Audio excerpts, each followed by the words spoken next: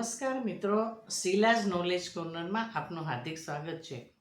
આજના વિડીયોમાં આપણે જાણીશું કે પ્રોવિડન્ટ ફંડના નિયમો શું છે અને ભારત સરકારના પ્રાઇવેટ સેક્ટરના કર્મચારીઓને તે કેવી રીતે લાગુ પડે છે અને તેની હેઠળ આવરી લેવાયેલા વીમાનો લાભ કેટલો મળે છે, તેમજ ભવિષ્યને સુરક્ષિત કરવા માટે પેન્શનની યોજના શું છે તે આપણે જોશું। પરંતુ આ ભાગ 1માં આપણે પ્રોવિડન્ટ ફંડ વિશે જાણીશું, તેમજ ભાગ 2માં આપણે EPS 95 પેન્શન યોજના વિશે, એમ્પ્લોય પેન્શન સ્કીમ વિશે જાણીશું। તો મિત્રો, મારો ભાગ 1 અને 2 બંને વિડીયો પૂરેપૂરો જોશો જેથી આપને આ અંગેની તમામ જાણકારી મળી રહે। તેમજ મિત્રો, જો આપ ચેનલમાં નવા હો તો અને ચેનલને સબસ્ક્રાઈબ ના કરી હોય તો સબસ્ક્રાઈબ કરવા પણ વિનંતી છે। તો ચાલો જાણીએ આજે આપણે એમ્પ્લોય પ્રોવિડન્ટ ફંડ વિશે। તો ભારત સરકારનું કર્મચારી ભવિષ્ય નિધિ યોજના છે, જે ખાનગી ક્ષેત્રના કર્મચારીઓને સામાજિક સુરક્ષા હેઠળ આવરી લેવા માટે ભારત સરકારનું આ પગલું છે, જેમાં એમ્પ્લોય પ્રોવિડન્ટ ફંડ ઓર્ગેનાઇઝેશન એટલે EPFO ની સ્થાપના ભારત સરકારે 1951માં કરી હતી। 15મી નવેમ્બર 1951માં કરી હતી। હવે પછી આ સંગઠન છે એના માટે સંસદમાં 1952માં સરકારે બિલ પાસ કર્યું અને તેના પ્રાઇવેટ સેક્ટરમાં કામ કરતા કર્મચારીઓ છે એના ભવિષ્યને સુનિશ્ચિત કરવા માટે તેમજ તેમને પેન્શન આપવા માટે થઈ અને ભવિષ્ય સુરક્ષિત થાય તેના માટે થઈ અને એક ઓર્ગેનાઇઝેશનની સ્થાપના કરવામાં આવી, એટલે EPFO 1952 તરીકે અત્યારે ઓળખાય છે। હવે આ અધિનિયમ હેઠળ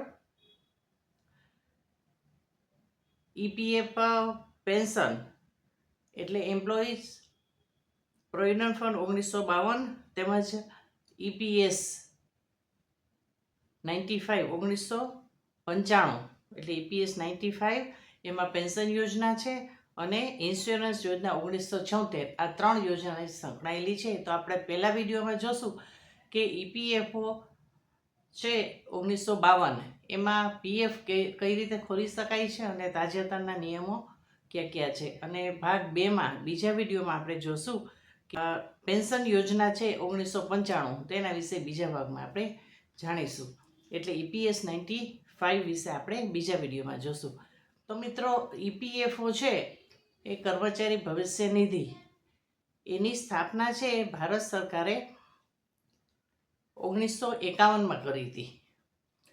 પછી સંસદમાં બિલ લઈ આવી 1952માં અને સંસદમાં બિલ પાસ કરવામાં આવ્યું, એટલે EPFO 1952 તરીકે આ સ્કીમ ઓળખાય છે। હવે પ્રાઇવેટ સેક્ટરમાં કામ કરતા હોય, ફેક્ટરીમાં કામ કરતા હોય કે અન્ય સંસ્થાઓમાં કામ કરતા હોય તેના કર્મચારીઓના ભવિષ્યને સુનિશ્ચિત કરવા માટે થઈ અને આ સ્થાપના કરી છે। અને આ એક સામાજિક સુરક્ષા સંગઠન છે અને તેમાં 27.74 કરોડ એટલે 28 કરોડની આસપાસ કામદારો છે એનો આ સંગઠન હિસાબ રાખે છે। હવે આ EPFOમાં આપણે જોઈએ કે કર્મચારી છે એ પોતાના પગારમાંથી 12% યોગદાન આપે છે। કર્મચારી પોતાના પગારમાંથી 12% યોગદાન આપે છે, તેમાંથી 8.33% છે એ હિસ્સો છે એ પેન્શન યોજનામાં જાય છે અને 3.67% છે એ PF ખાતામાં જમા થાય છે। આ રીતે 12% છે એ પૈસા કર્મચારીના પગારમાંથી અને જે નોકરીદાતા છે એ બંનેનું ફંડ ભેગું કરી અને જમા કરવામાં આવે છે। હવે આપણે જોઈએ તો એમાં એક એકાઉન્ટ નંબર છે, યુનિવર્સલ એકાઉન્ટ નંબર છે, એ તમારે એક ખોલાવવું પડે છે। તમે નોકરીમાં નવા દાખલ થયા હો તો તમારી ઓફિસમાંથી તમે કહી અને યુનિવર્સલ એકાઉન્ટ નંબર છે એક્ટિવ કરી શકો છો। એના માટે તમારે વેબસાઇટ છે, વેબ પોર્ટલ પર જઈ અને PF માટે નવું ખાતું ખોલવાનું છે। હવે ઉમંગ એપ છે, મોબાઈલ એપ છે, એ તમારે ડાઉનલોડ કરી લેવાની છે અને પછી EPFO સર્વિસ છે સિલેક્ટ કરવાનું છે। બરાબર છે. પછી UAN એટલે યુનિવર્સલ એકાઉન્ટ નંબર, તમારે એ સર્વિસ છે એની ઉપર UAN ઉપર તમારે ક્લિક કરવાનું છે અને એક્ટિવેશન છે, UN એક્ટિવેશન છે એ તમારે ચૂઝ કરવાનું છે. હવે ફેશિયલ ઓથેન્ટિકેશન ટેકનોલોજીની મદદથી તમારું UN જનરેટ થશે.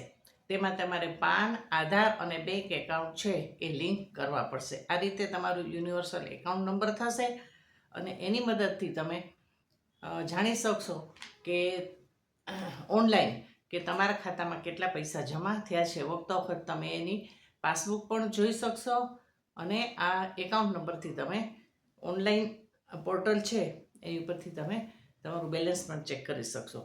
હવે આ પાસબુક ચેક કરવા માટે છે ઉમંગ એપ છે એમાં જઈને EPFO સેક્શન અને પાસબુક સિલેક્ટ કરવાની છે એટલે તમારી પાસબુક એમાં દેખાય છે.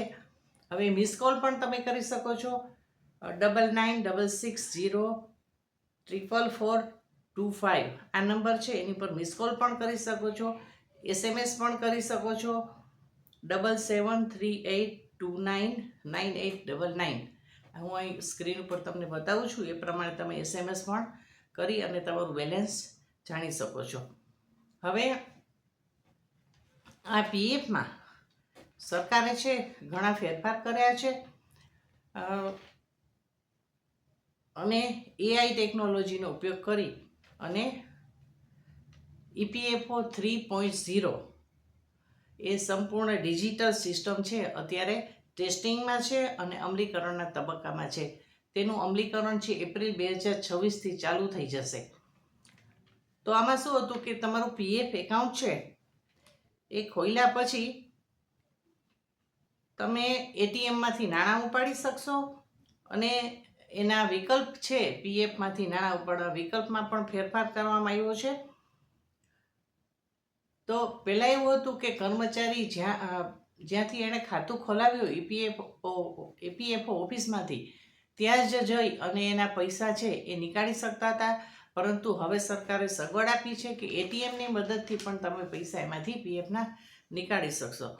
અને બીજો એ ફેરફાર છે કે જે શહેરમાં ધારો કે પ્રાઇવેટ સેક્ટરમાં નોકરી કરતા હોય તો નોકરી બદલવા માટે નોકરી બદલે ત્યારે એને શહેર બદલવું પડતું હોય છે. તો જે શહેરમાં તમારી નોકરી હોય અને તમે બદલી થઈને બીજા શહેરમાં રહેવા ગયા હોય તો ત્યાં EPFO ઓફિસ છે ત્યાં જઈને પણ તમે તમારું ક્લેમ કરી શકો છો અને કોઈ પણ કામ છે એ તમે એમાં કરી શકો છો. હવે બીજો છે કે એક વેબસાઇટ છે એ વેબસાઇટ છે એ સંપૂર્ણ યુઝર ફ્રેન્ડલી બનાવી છે અને ATM છે એમાં તમે દરેક ભાષામાં તમે તમારું મેસેજ વાંચી શકો છો અને ભાષા ચૂઝ કરી શકો છો. એમાં હિન્દી, મરાઠી એવી સ્થાનિક ભાષાઓનો પણ સમાવેશ કરવામાં આવ્યો છે. પહેલાં માત્ર ઇંગ્લિશમાં જ તમે વ્યવહાર કરી શકતા હતા પણ હવે સ્થાનિક ભાષા છે એનો પણ તમે ઉપયોગ કરી શકો છો. હવે PFમાંથી પૈસા ઉપાડવા માટે પહેલાં ઘણી બધી કેટેગરી હતી, હવે સરકારે 3 કેટેગરી નક્કી કરી છે. એટલે 3 કેટેગરીમાં વિભાજિત કરી છે કે તમે ક્યારે ક્યારે PFમાં પૈસા ઉપાડી શકો. એક છે એસેન્શિયલ નીડ એટલે કે ગંભીર બીમારી, ખાસ જરૂરિયાત હોય ત્યારે ગંભીર બીમારી, શિક્ષણ અને લગ્ન છે એવા કિસ્સામાં તમે પૈસાની તાત્કાલિક જરૂર હોય તો તમે એમાંથી પૈસા ઉપાડી શકો છો. એટલે જીવન સંબંધિત મુખ્ય જરૂરિયાત છે એ આ કેટેગરીમાં આવે છે અને તેનો PFમાંથી નાણાં ઉપાડવા માટે ઉપયોગ કરી શકશો. પછી બીજું છે હાઉસિંગ નીડ.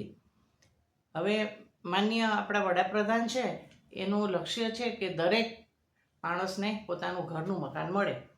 તો ઘરનું ઘર હોય એ દરેકનું સપનું હોય છે. તો એ હેઠળ માન્ય વડાપ્રધાનશ્રીના લક્ષ્યને પૂરા કરવા માટે ઘર બનાવવું હોય કે તમારે હોમ લોન છે એની ચૂકવણી કરવાની હોય તો PFમાંથી પૈસા ઉપાડીને તમે એ રકમ ચૂકતે કરી શકો છો, ઉપયોગ કરી શકો છો. પછી ત્રીજી કેટેગરી છે સ્પેશિયલ સિચ્યુએશન હોય તો એવી ખાસ સિચ્યુએશન હોય કે જેમાંથી તમારે PFમાંથી નાણાં ઉપાડવા પડે એમ છે. તો આવી પરિસ્થિતિમાં શું છે કે લોકોને એ પણ વિકલ્પ આપવામાં આવ્યો છે કે જો તમારી નોકરી જતી રહે અને 1 વર્ષ સુધી તમને બીજી નોકરી ના મળે ને તમે બેરોજગાર હો તો બાકીના પૈસા છે એ તમે ઉપાડી શકો. પહેલાં 75% પૈસા ઉપાડવાની જોગવાઈ હતી, પણ હવે બીજા બાકીના 25% પૈસા છે એ પણ તમે જો બેરોજગાર હો ને 1 વર્ષથી નોકરી તમને ના હોય તો એ પૈસા તમે ઉપાડી શકશો. એટલે 100% પૈસા તમે એમાંથી પીએફમાંથી ઉપાડી શકો. આ એક ખાસ સરકારે જોગવાઈ કરી છે. સરકારે નવા લેબર કોડ રિફોર્મ કર્યા છે. એમાં પણ ઈપીએફઓને નવી જવાબદારી મળી શકે એમ છે, અને તેમાં ઘણા બધા કામદારો છે એને એમાં તક મળશે, કારણ કે સરકારે પગાર મર્યાદા વધારી છે. હવે જોઈએ તો 58 વર્ષ થાય, સેવાનિવૃત્તિ થાય અથવા તો કર્મચારીનું મૃત્યુ થાય તો જમા રાશિઓ વ્યાજ સાથે આ પીએફ એકાઉન્ટમાંથી મળે છે. પછી